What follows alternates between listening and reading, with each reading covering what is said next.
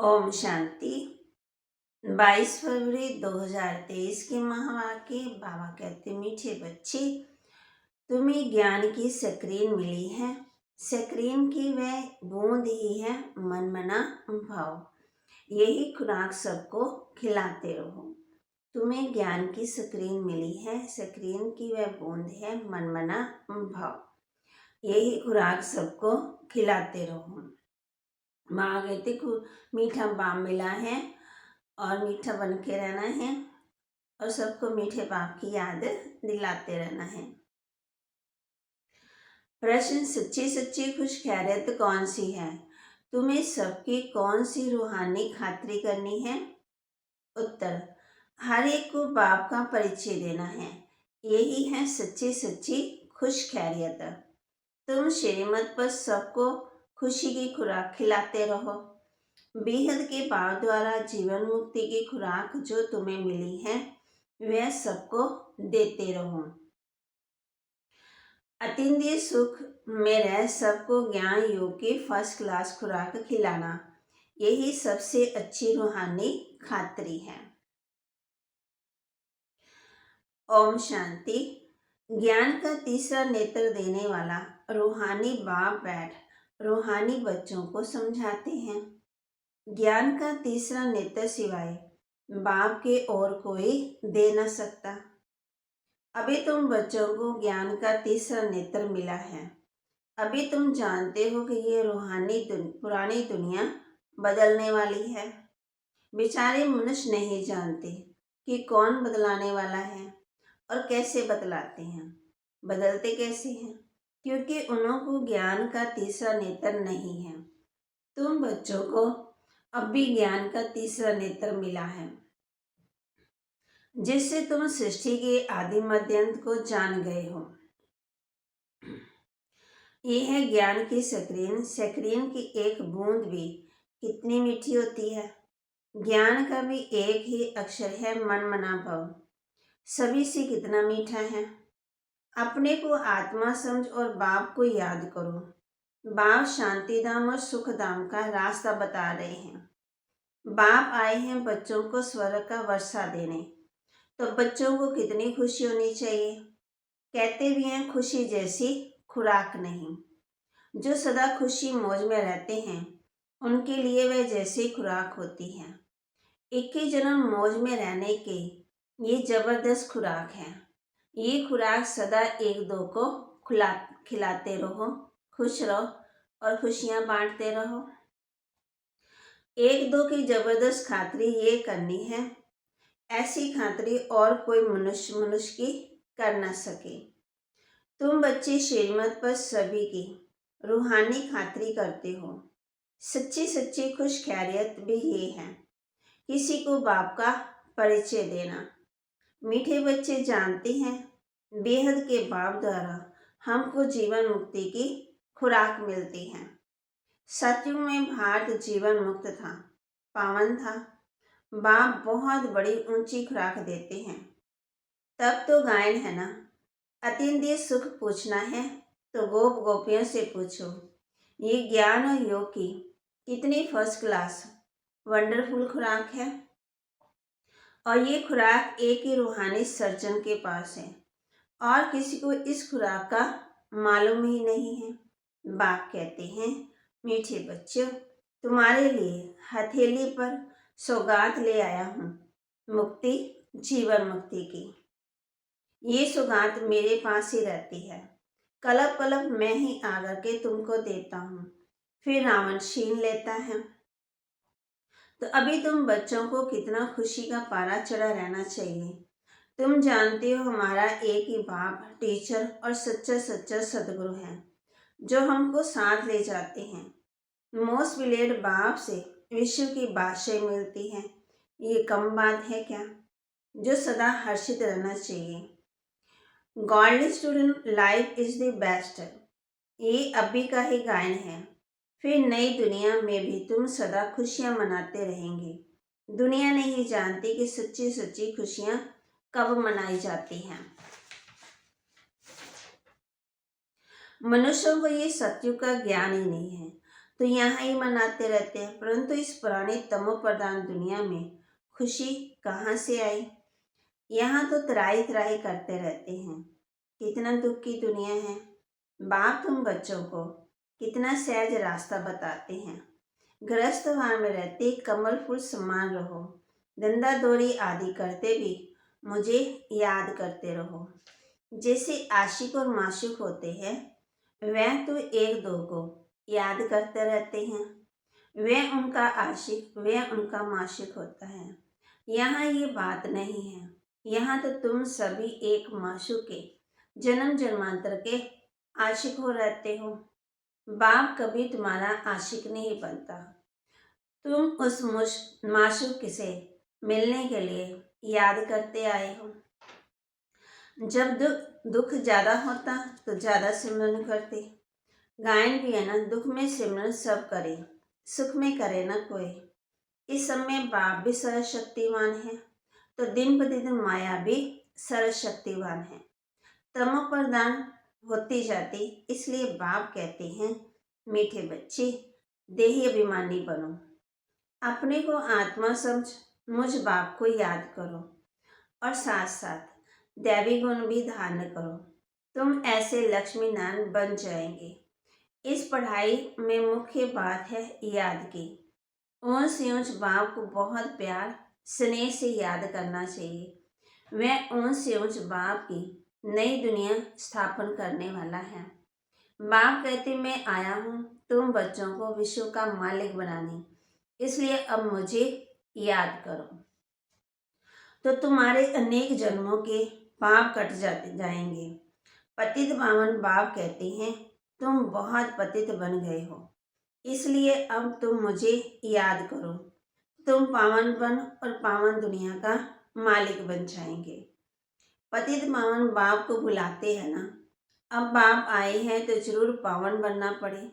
बाप दुख हरता सुख करता है। बरोबर सचुग में पावन दुनिया थी तो सभी सुखी थे। अब बाप फिर से कहते हैं बच्ची शांति धाम और सुख धाम को याद करते रहो।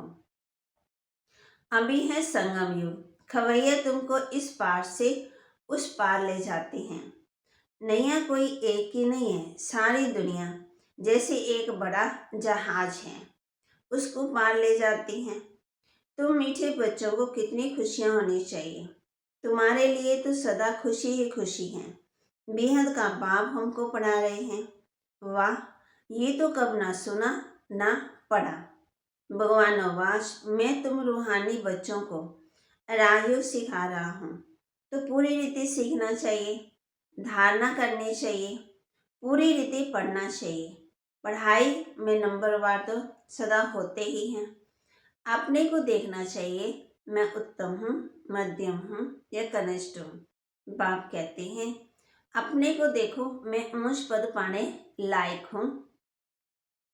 रूहानी सर्विस करता हूँ, क्योंकि बाप कहते हैं बच्चे सर्विसेबल बनो, फॉलो करो। मैं आया ही हूँ सर्विस के लिए, रोज सर्विस करता हूँ, इसलिए ही तो रथ लिया है।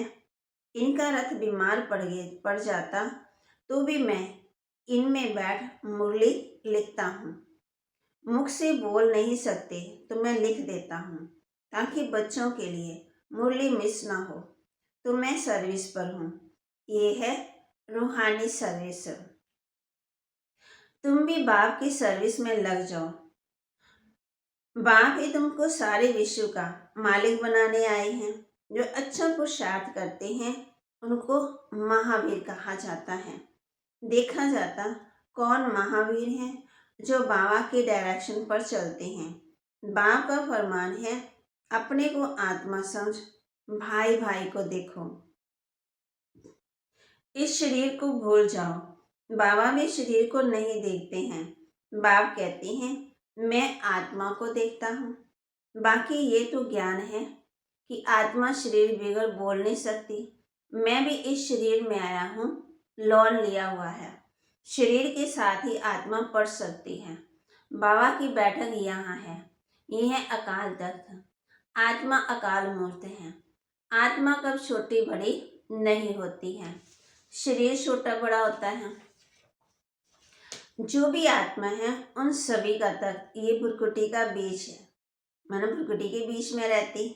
शरीर तो सभी के भिन्न भिन्न होते हैं, किसी को अकाल तख्त पुरुष का, किसी को अकाल तख्त स्त्री का, किसका अकाल तख्त बच्चे का।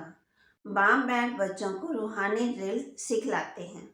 जब कोई से बात करो तो पहले अपने को आत्मा समझो।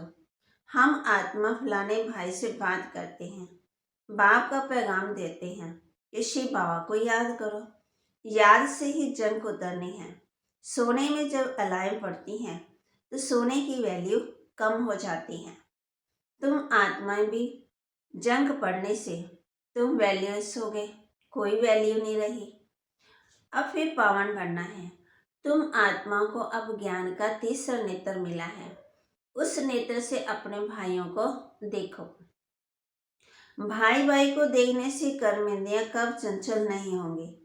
राजभाग लेना है, विश्व का मालिक बनना है तो ये मेहनत करो। भाई भाई समझ सभी को ज्ञान दो तो फिर ये आदत पक्की हो जाएगी। सच्चे सच्चे भाई तुम सभी हो। बाप भी ऊपर से आए हैं, तुम भी ऊपर से आए हो। बाप बच्चों को शायद सर्विस कर रहे हैं। सर्विस करने की बाप हिम्मत देते हैं, हिम्मते बच्चे मददे बाप। तो ये प्रैक्टिस करनी है। मैं आत्मा भाई को पढ़ाता हूँ। आत्मा पढ़ती है ना, इसको स्पिरिचुअल नॉलेज कहा जाता है, जो रूहानी बाप से मिलती है। संगम पर ही बाप आकर के ये नॉलेज देते हैं कि अपने को आत्मा समझो। तुम अशरीरी आए थे तो अशरीरी जाना है। फिर यहाँ शरीर धारण कर तुमने 84 जन्म पाठ बजाया, अब फिर वापस चलना है। इसलिए अपने को आत्मा समझ भाई भाई की दृष्टि से देखना है। ये मेहनत करनी है, अपनी मेहनत करनी है। दूसरे में क्या हमारा जाता है। बाप कहते हैं चैरिटी बिगिंस एट होम, अर्थात पहले खुद को आत्मा समझ फिर भाइयों को समझाओ तो अच्छी रीति तीर लगेगा। ये जौहर भरना है। मेहनत करेंगे तब ही ऊंच फल पाएंगे। बाप आए ही हैं फल देने के लिए, तो मेहनत करनी पड़े, कुछ सहन भी करना पड़ता है। तुम्हें कोई उल्टी सुल्टी बात बोले तो तुम चुप रहो। तुम चुप रहेंगे तो फिर दूसरा क्या करेगा। ताली 2 हाथ से बजती है। एक ने मुख की ताली बजाई, दूसरा चुप कर दे तो वह आपे ही चुप हो जाएंगे। ताली से ताली बजने से आवाज हो जाता है। बच्चों को 1-2 का कल्याण करना है। बात समझाते बच्चे सदा खुशी में रहना चाहते हो तो मन मना भाव। अपने को आत्मा समझ बाप को याद करो। आत्मा तरफ देखो। भाइयों को भी ये नॉलेज दो। ये आदत पक्की पड़ जाने से फिर कभी क्रिमिनल आई धोखा नहीं देगी। ज्ञान के तीसरे नेत्र को देखो। बाबा भी तुम्हारी आत्मा को देखते हैं। कोशिश ये करनी है सदा आत्मा को ही देखें, शरीर को देखे ही नहीं। योग कराते हो तो भी अपने को आत्मा समझ भाइयों को देखते रहेंगे तो सर्विस अच्छी होगी। बाबा ने कहा है भाइयों को समझाओ। भाई सभी बाप से वर्षा लेते हैं। ये रूहानी नॉलेज एक ही बार तुम ब्राह्मण बच्चों को मिलती है। तुम ब्राह्मण हो फिर देवता बनने वाले हो। इस संगम को थोड़ी छोड़ेंगे, नहीं तो पार कैसे जाएंगे। तुम्हारे ही फायदे की बात है। बाप की शिक्षा भाइयों को देनी है। बाप कहते मैं तुम आत्मा को ज्ञान दे रहा हूँ। अब आत्मा को देखना है। मनुष्य से बात करेगा तो उनके मुंह की तरफ देखेंगे। तुम आत्मा से बात करते हो तो आत्मा को देखना है। बल शरीर द्वारा ज्ञान देते हो, परंतु इसमें शरीर का बांध तोड़ना होता है। तुम्हारी आत्मा समझती है परमात्मा बाप हमको ज्ञान दे रहे हैं। बाप भी कहते हैं आत्मा को देखता हूँ। आत्मा भी कहती है हम परमात्मा बाप को देख रहे हैं, उनसे नॉलेज ले रहे हैं। इसको कहा जाता है स्पिरिचुअल ज्ञान की लेन देन। आत्मा की आत्मा के साथ, आत्मा में ही ज्ञान है, आत्मा को ही ज्ञान देना है। ये जैसे जौहर है, तुम्हारे ज्ञान में ये जौहर बढ़ जाएगा तो किसी को भी समझाने से जड़ तीर लग जाएगा। बाप कहते हैं प्रैक्टिस करके देखो तीर लगता है या नहीं। ये आदत डालनी है तो फिर शरीर का भार निकल जाएगा। माया के तूफान कम आएंगे, बुरे संकल्प नहीं आएंगे, कृणल आय भी नहीं रहेगी। हम आत्मा ने 84 का चक्कर लगाया, अब नाटक पूरा होता है। अब बाबा की याद में रहना है। याद से ही तमो प्रधान से सतो प्रधान बन सतो प्रधान दुनिया के मालिक बन जाएंगे। कितना सहज है। बाप समझाते बच्चों को ये शिक्षा देना भी मेरा पाठ है। कोई बात तबागती कोई नई बात नहीं। हर 5000 वर्ष के बाद हमको आना होता है। मैं बंधन में बंधा हूँ, बच्चों को बैठ समझाता हूँ।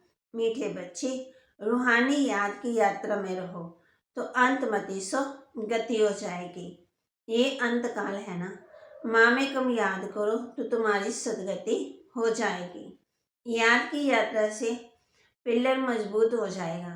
ये देहाभिमानी बनने की शिक्षा एक ही बार तुम बच्चों को मिलती है। कितना वंडरफुल ज्ञान है। बाबा वंडरफुल है तो बाबा का ज्ञान भी वंडरफुल है। कब कोई बता ना सके। अभी वापस चलना है, इसलिए बाप कहते हैं मीठे बच्चों ये प्रैक्टिस करो। अपने को आत्मा समझ, आत्मा को ज्ञान दो। तीसरे नेत्र से भाई भाई को देखना है। ये बड़ी मेहनत है। अच्छा, मीठे मीठे सिक्के दे बच्चों प्रति माता पिता बाप दादा का याद प्यार और गुड मॉर्निंग। रूहानी बाप की रूहानी बच्चों को नमस्ते। रूहानी बच्चों की रूहानी बाप दादा को दिलवा जान सिकवा प्रेम से नमस्ते। ओम शांति। धारणा के लिए मुख्य सार आत्मा भाई भाई को देखने का अभ्यास करना है। अपने को आत्मा समझ भाई भाई को ज्ञान देना है। महावीर बन इस फरमान को पालन करना है। तुम्हें कोई उल्टी सुल्टी बात बोले तो तुम चुप रहो। ताली 2 हाथ से बजती है।